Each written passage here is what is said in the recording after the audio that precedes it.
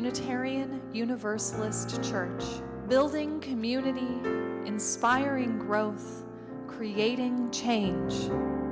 Here in the heart of Kansas City, we come together to create this hour of shared reflection so that we might be renewed in courage for these times and inspired to lives of greater dignity, higher purpose, deeper generosity, and more effective action. If you are new to Unitarian Universalism or to our congregation, we want to get to know you and share a part of your journey.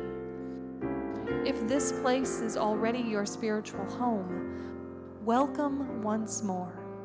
We need one another, and it is good to be together again. Through the gifts of technology, we also gather virtually to celebrate community and connections as we lean into the values of justice, compassion, and reason. Welcome to all those who are joining us in this way today.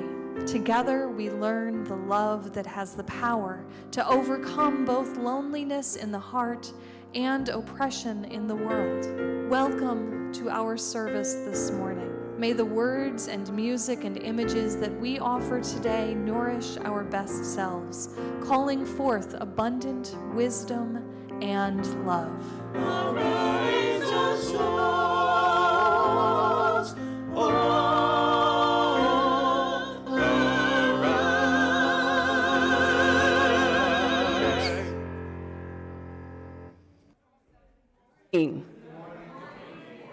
Let's try that one more time. Good morning.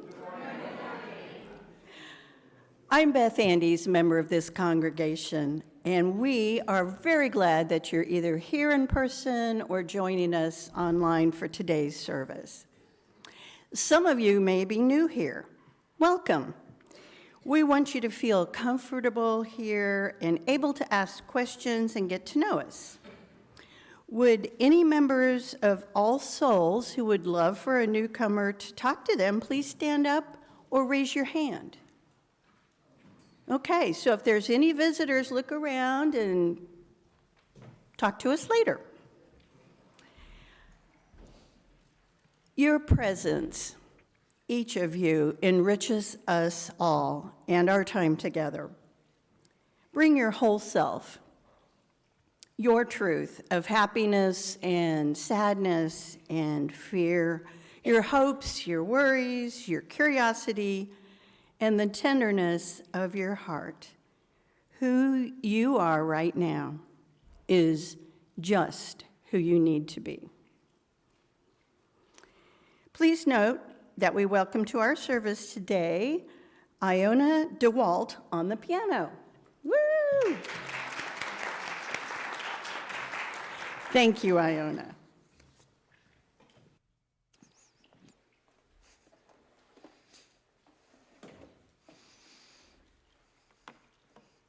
I am the Reverend Erin Dyka Holly and serve as the acting lead minister here at All Souls. And I want to let you know what's going on this morning, because this service is a gift to congregations from the Unitarian Universalist Association. Its staff created videos that we could utilize to create a worship service for the beginning of the year. Now, knowing that you prefer live worship elements over videos, we are using only 2 of them today, the Story for All Ages and the Sermon, both presented by the Reverend Dr. Sofia Betancourt. She is the 10th president of the Unitarian Universalist Association and was elected last June. She has served as a religious educator, a parish minister, a seminary professor, interim co-president of the Unitarian Universalist Association, and countless volunteer roles within the association. Reverend Dr. Betancourt lives in the Washington, D.C. area, and I am so excited to share her words with you. The opening words are by the Reverend Erica Hewitt. This is the season of endings and beginnings. When the small signs of dawn pierce through the night and something new is born. But first comes the waiting. First come the lessons of endings and beginnings, the presence of life, the sheltering spirit of love, grieves with those sweeping up the debris of loss, waits with those who restlessly reach out for change, grants us courage in the night to guard each other's dreams for this holy, wondrous universe. Grant us, O universe unfolding in mystery, a sense of your timing. May we loosen our grip on that which doesn't serve us, leaving behind that which we have outworn and outgrown. Teach us the lessons of beginnings. Remind us that such waitings and endings may be a starting place, a planting of seeds which bring to birth what is ready to be born. Something right and just and different. A new song, a deeper relationship, a fuller love in the fullness of time.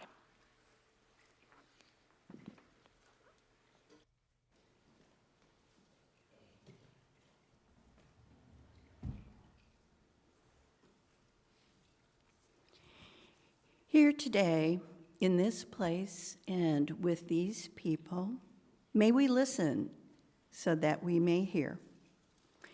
May we hear so that we can feel. May we feel so that we shall know. And may we know so that we can change ourselves and the world. May this chalice we light our way.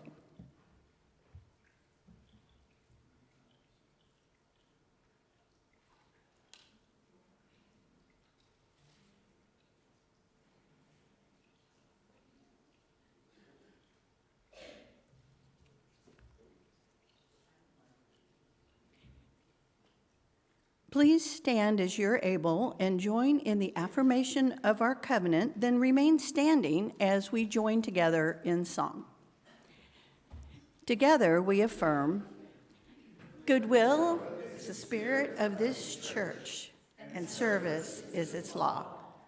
This is our great covenant, to dwell together in peace, to seek the truth in love, and to help one another.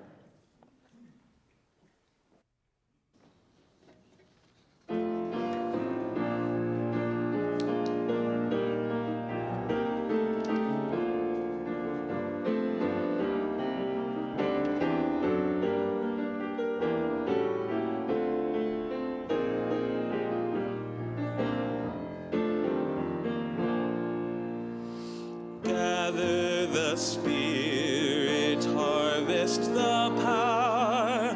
Our separate fires will kindle one flame. Witness the mystery of this hour. Our trials in this light appear all the same. Gather in peace, gather in thanks, gather in sympathy now and then. Gather in hope, compassion, and strength. Gather to celebrate once again. Gather the spirit of heart and mind. Seeds for the sowing are laid in store, nurtured in love and conscience refined, with body and spirit united once more. Gather in peace, gather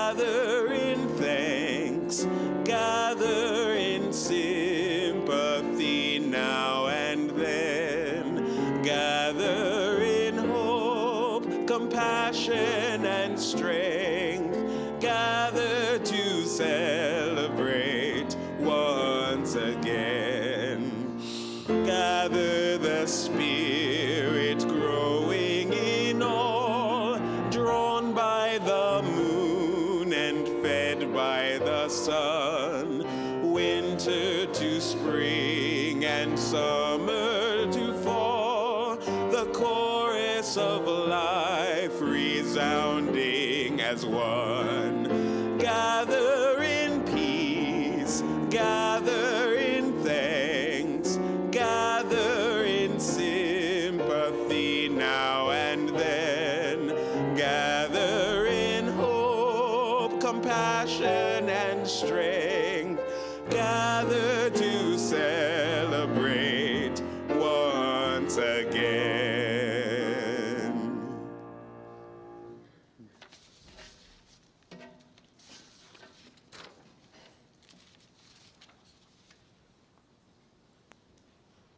Our story today is adapted from one of my favorite authors, Leah Lakshmi Piepzna Samarasinha, and it is called The Bridge of Flowers.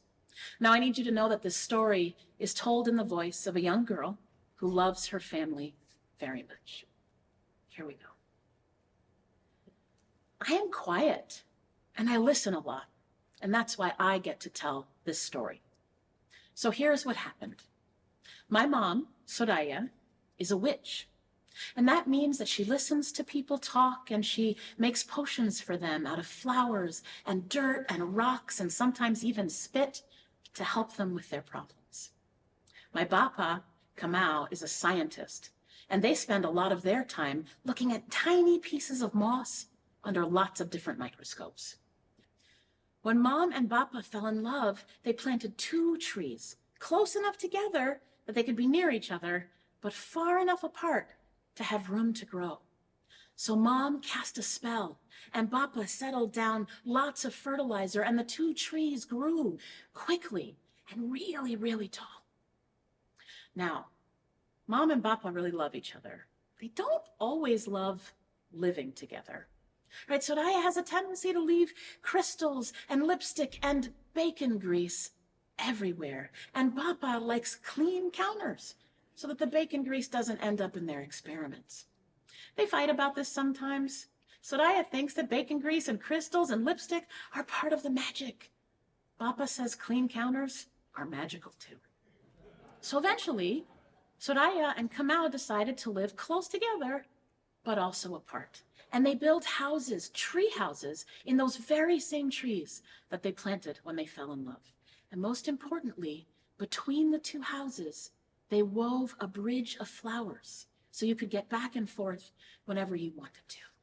That bridge had roses and sunflowers. It had little yellow flowers whose names I don't remember. It had cactuses, one of which was the parent of my own personal cactus, Agnes. You'll hear more about her later. It was a beautiful bridge, and it allowed us to go back and forth whenever we wanted to see each other. Now, my sibling Kumar, after a while, added a skateboarding ramp to the bridge. They would go to the bridge, do an ollie, land on the ramp, go around and do the whole thing again. It kept our family woven together. Me, I stay inside often, and I journal, and I'm quiet. Sometimes outside is just too much. But late at night, when the whole world is listening, I like to sit in the middle of the bridge and breathe.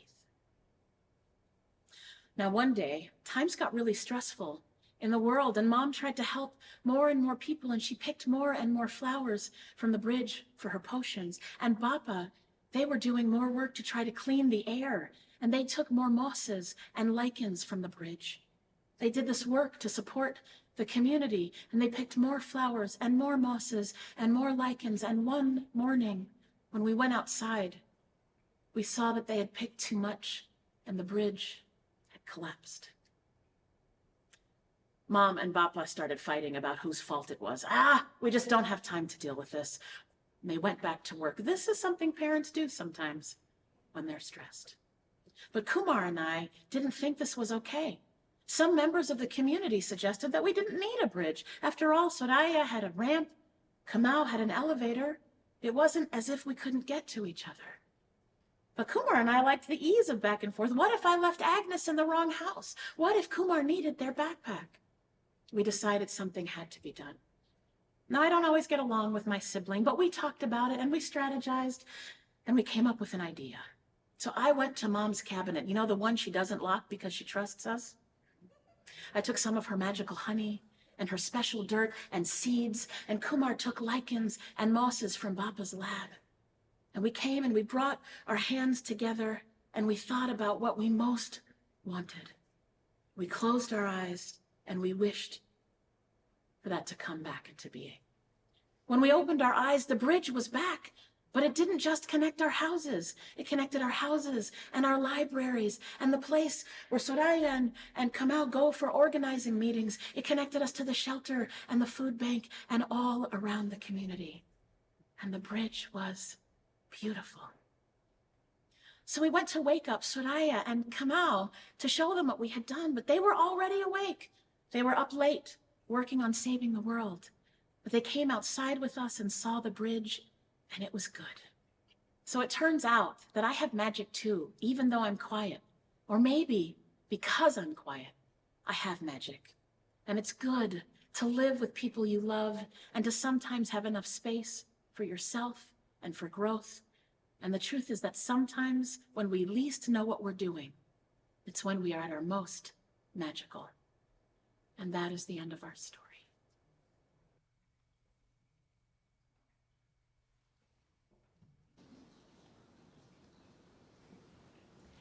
Let us join together and sing our children to their classes.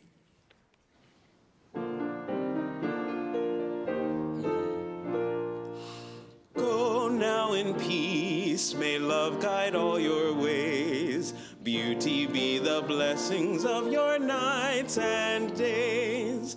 Truth on your lips and kindness in your deeds.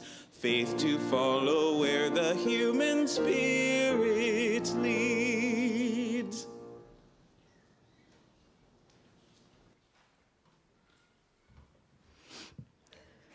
When my mom retired, she moved full-time back to the farm where she was raised and her father and her grandfather before her.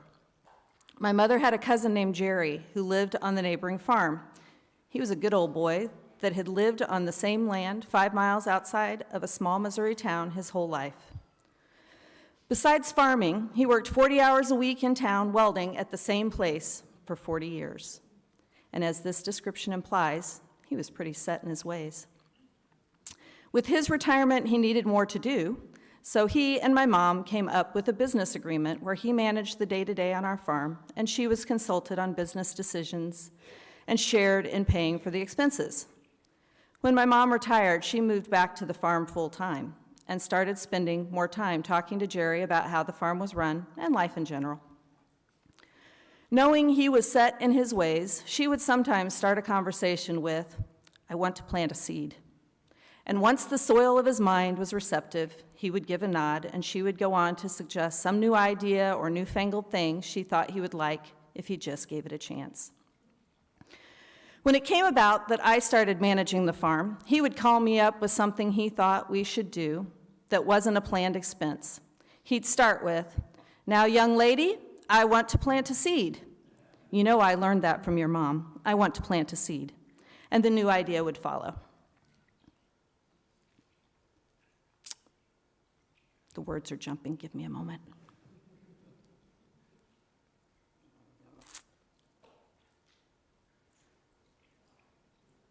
Okay. I use that phrase a lot. It feels like a nurturing way to share an idea because I'm acknowledging that I can't make it happen by myself. But I'm going to plant the seed, and if you think it's a seed for something good, then we'll need to work together to nourish the idea and help it grow. I'm Andrea Johnson, a member of the board, and today I want to plant a seed. Think of All Souls as a garden. What seeds do you want to plant? What do you want to see here next year and beyond?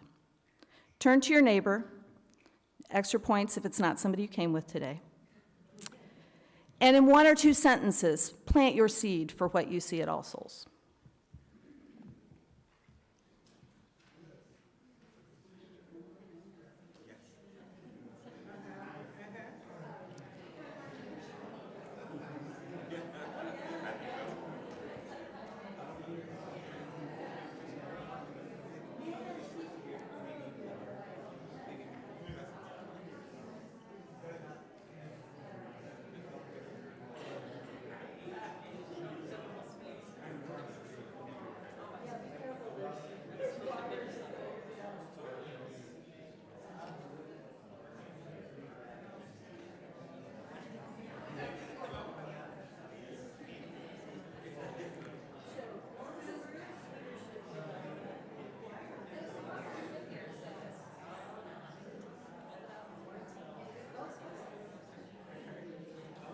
It sounds like there's so many ideas out there. I hate to stop you. If you can finish your thought.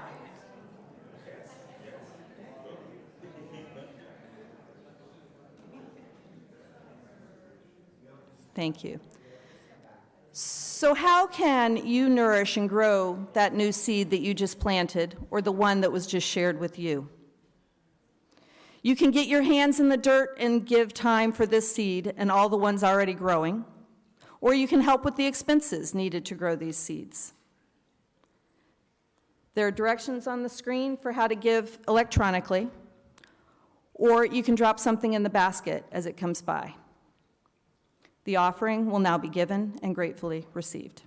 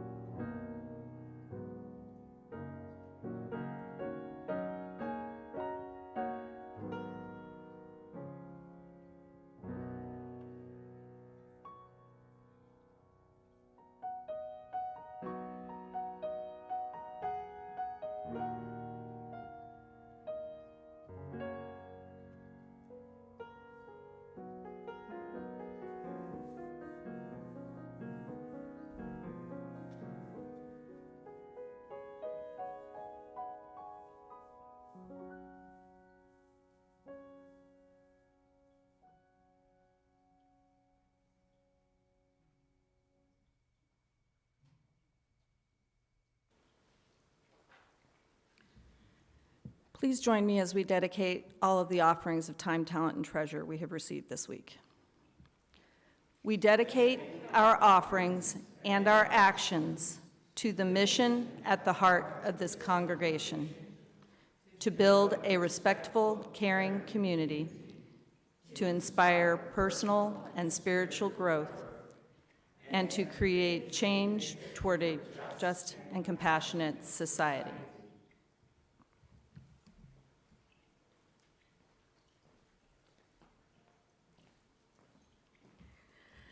Winter Meditation by Reverend Tess Bumberger. Something has changed in me this winter. In the past, I've focused on how long winter is, how miserable I find it, and how it seems so interminable. This winter, I find myself thinking instead that every day, every hour, every minute brings us that much closer to spring. We all experience wintry times when things seem harsh and frozen or muffled by layered shrouds of snow. It's helpful to remember that each day that dawns bleakly, each night that wraps its cold cloak around our hearts, brings us closer to that time of warm and vibrant sun. It's perhaps helpful to consider that turning towards spring is an active thing. The earth, which seems so stable, in fact, flies quickly through space on its path that tilts us ever towards the source. So, too, each memory that we lay to rest, each truth in ourselves that we encounter and accept, each wrong act that we forgive ushers us on towards our own renewal.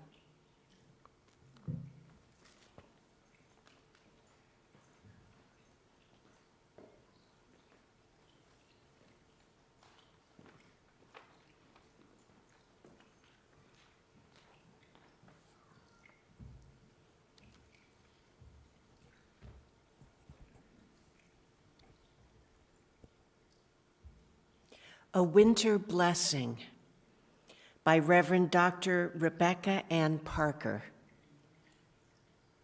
In the shadowed quiet of winter's light, earth speaks softly of her longing, because the wild places are in tears. Come, she cries to us, kneel down here on the frosty grass and feel the prayer buried in the ground. Bend your ear to my heart and listen hard. Love this world, she whispers. Distill peace from the snow and water the cities with mercy.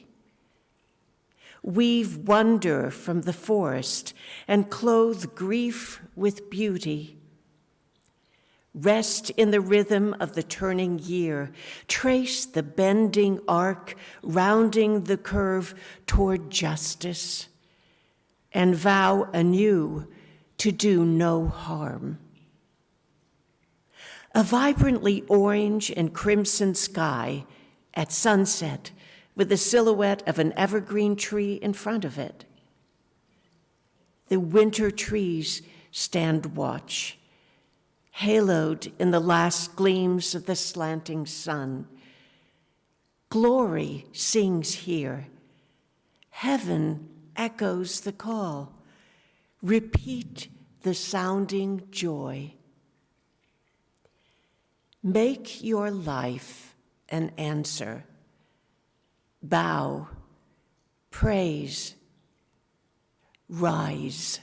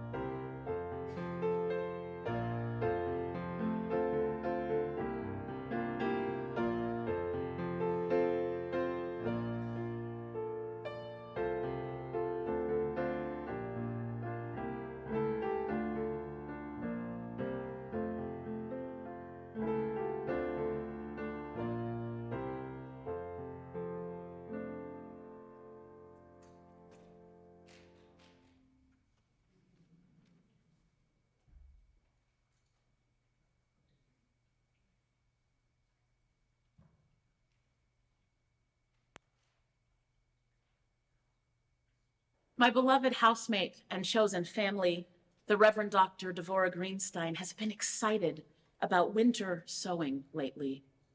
This is the practice of starting seeds outdoors in the winter months, long before most of us think about planting gardens.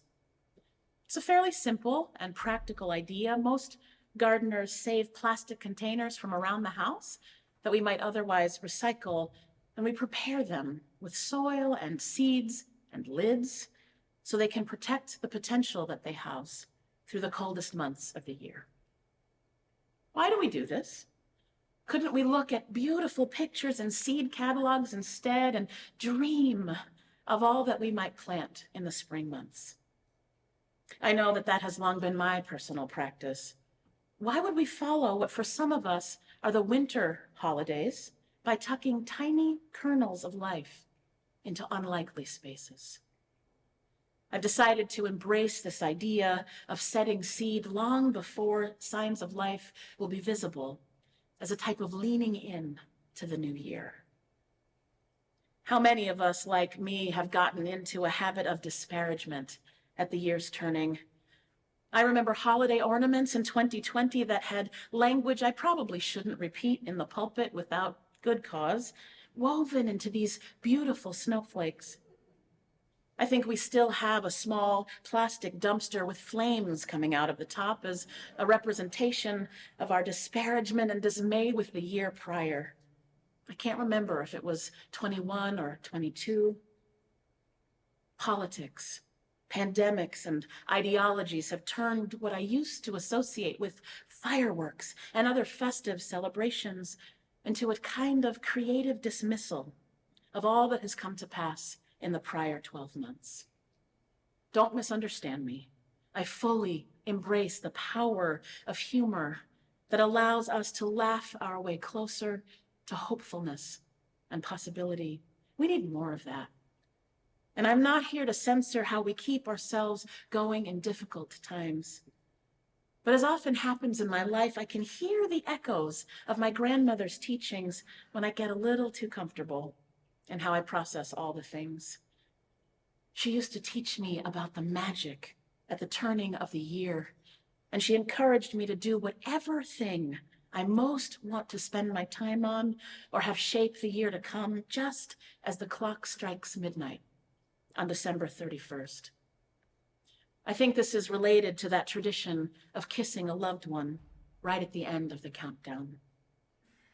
Her encouragement reminds me that even in those most difficult years of active quarantine in the face of this ongoing pandemic, there were beautiful things to be proud of that didn't belong in the dumpster fire, for all that it made us laugh in those isolating days. A lot of that pride for me was grounded in the ways that our congregations and communities showed up for one another, showed up for the work of justice.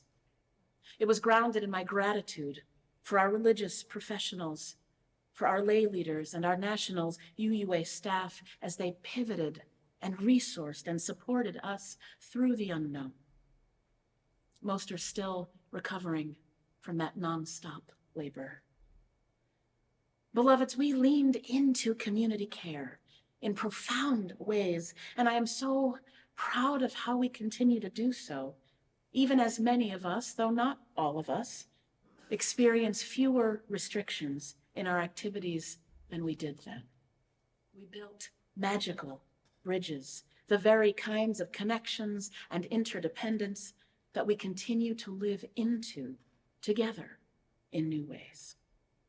Those bridges between and among us require tending, as does the religious witness that we hold together in the world in common cause. In the story that I shared for today's service, we learned about a family negotiating their relationships to one another in their day-to-day living. In The Bridge of Flowers by Leah Lakshmi Piepsna Samarasinha, she invites us to consider the beauty in how we intentionally maintain our connections to each other and invest in bringing our values to bear in the world. This unique bridge connecting people across love, across differences in how they approach everyday life their belief systems and community engagement still allows for the creation of beauty and magic, as beauty and science and magic weave together a path that can be navigated by everyone. It keeps them connected to their children, to their people, keeps them connected even when stress seems to rob them of their joy.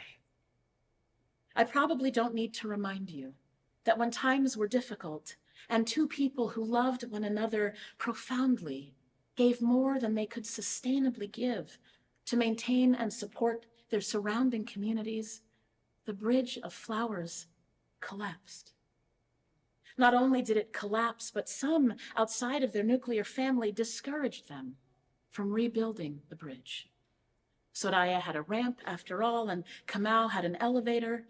It wasn't as if they could no longer reach each other with enough effort, but the love at the center of their living space was missing, and it took beauty and magic from unexpected places to reweave the interdependence that had long nurtured that family.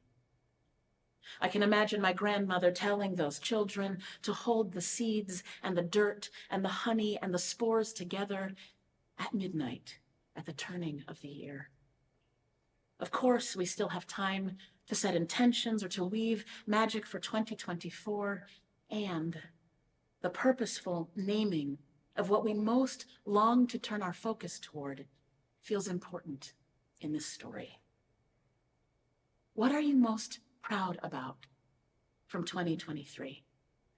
In what ways did your congregation or community encourage you to live more fully into all that you hold most precious in this past year?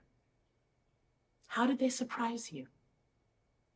How did you surprise yourself? Imagine that the great potential of our liberal and liberating tradition could be nurtured through the coming months in something as simple as a reused gallon jug. Maybe there is soil in the surrounding area that is already adapted to the climate where you live, or maybe you have collected seeds from plants that have grown more savvy about their surroundings over the years. I believe that our Unitarian Universalist faith is uniquely suited to the work of justice, to showing up for the rights and freedom of all. We have everything we need to respond to these times, even in moments of devastation or fear, even when bombs fall, even when ideologies of hatred and separation are lauded around the nation, even when the bridge that holds our hopes and dreams manages somehow to fall. There is a power and a hopefulness in how each one of us can set our intentions for the coming year and not wait on sun or bird song or better weather to do the work of new growth. Right? Earth itself can cradle our dreaming as we gear up for all that is yet to come. To put those kinds of efforts at faithful living into another kind of theological context, I want to remind us of the writings of the Reverend Kenneth Patton on the Temple of Beauty. I consider Patton one of our modern Universalist theologians whose draw to universal religion was such that he theorized the idea of a religion for one world, and he worked to bring it into being at the Charles Street Meeting House in Boston. This was Patton's commitment, the seeds he planted into the great potential of our faith.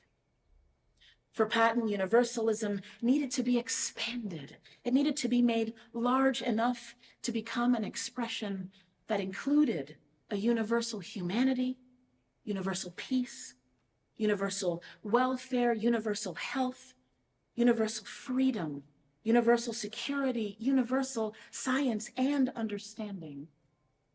I can imagine him reweaving a bridge of flowers with these words from his 1964 book, A Religion for One World, where in trying to describe for us how we might learn to live together in community with all of humankind, he writes, "This is one world. You are one humanity.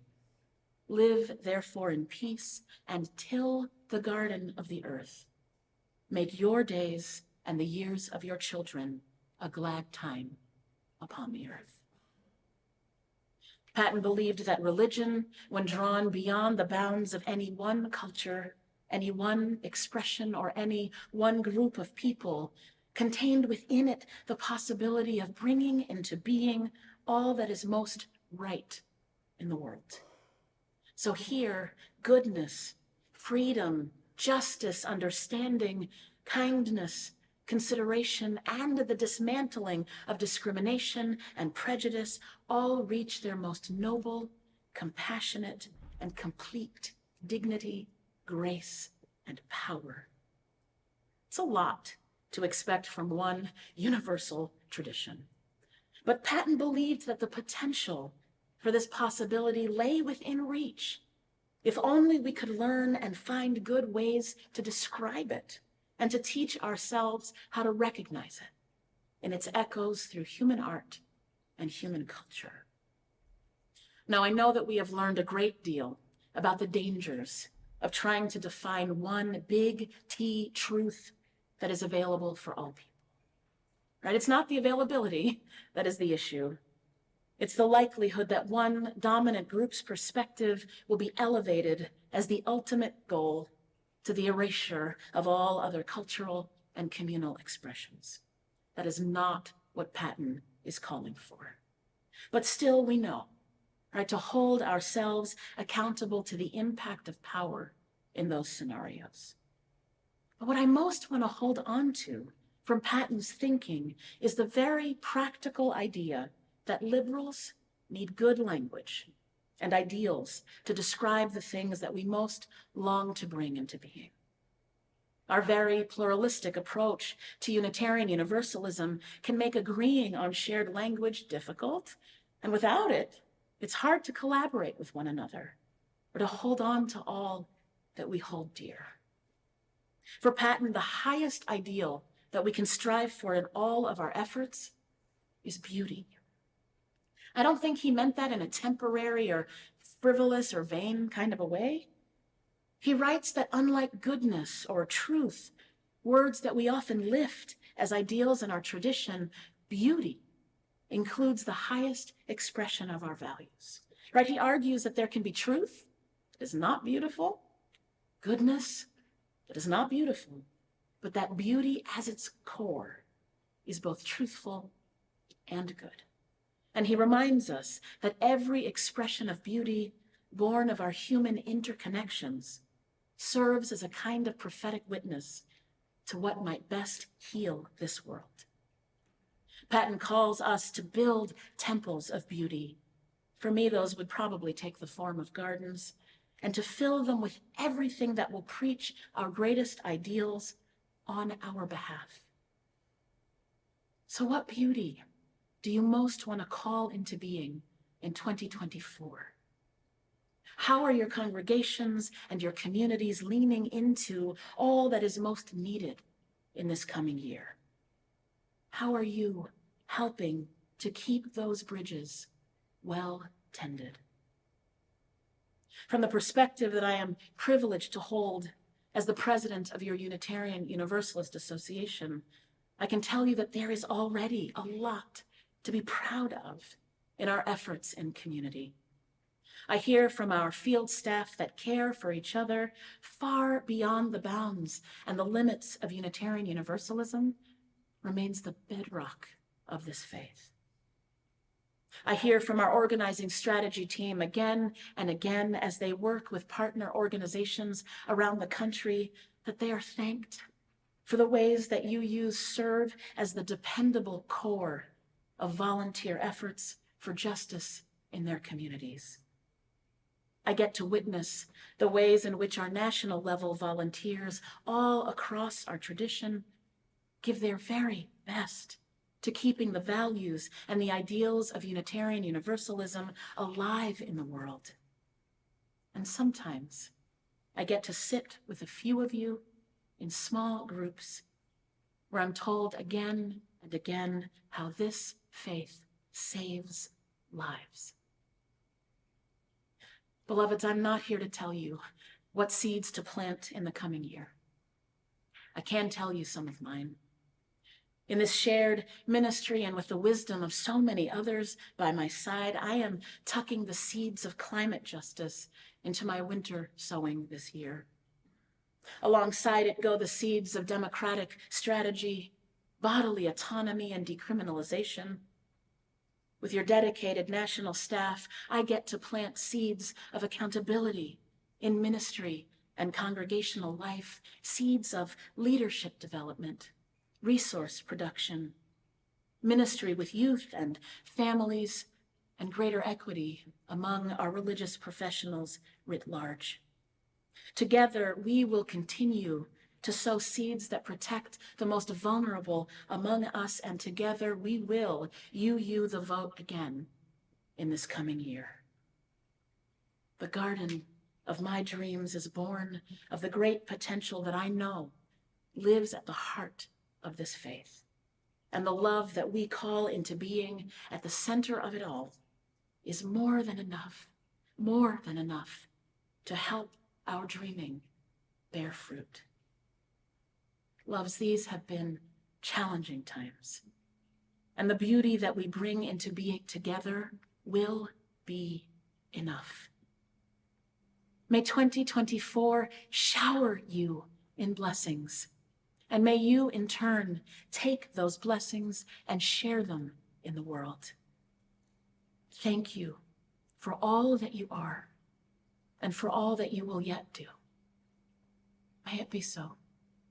Amen. Ashe, and blessed be.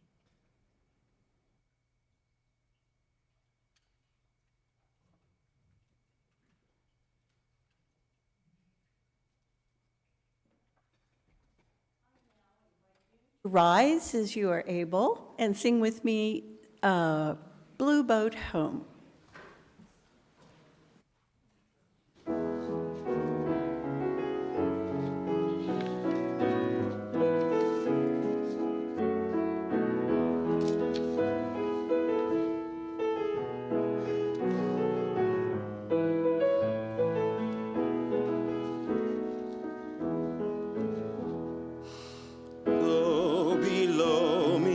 Feel no motion, standing on these mountains and plains, far away from the rolling ocean. Still my dry land heart can say, I've been sailing all my life now, never harbor or port have I known. The wide universe is the ocean I travel, and the earth is my blue boat home.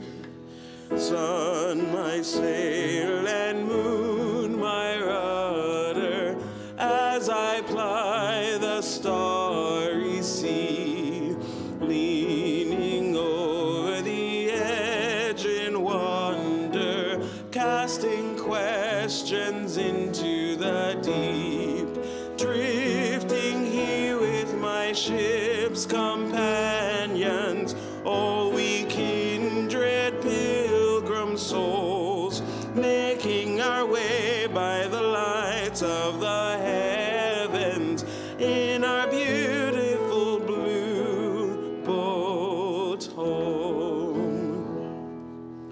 I give thanks to the waves upholding me, hail the great winds urging me on, greet the infinite sea before me, sing the sky my sailor's song. I was born upon the fathoms, never harbor or port have I known. The wide universe is the ocean I travel, and the earth is my blue boat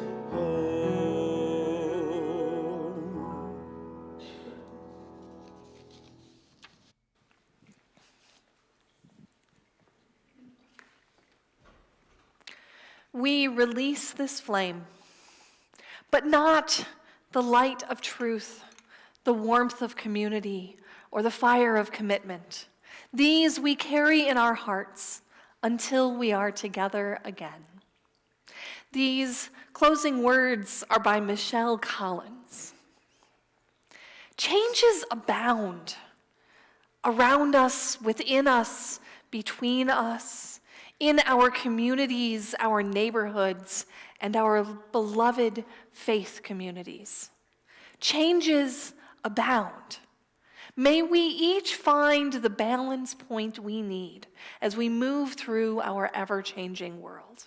The balance between the old and the new, between the known and the unknown, between the familiar and the perhaps bold and risky possibilities that may be there waiting. Happy New Year, everyone.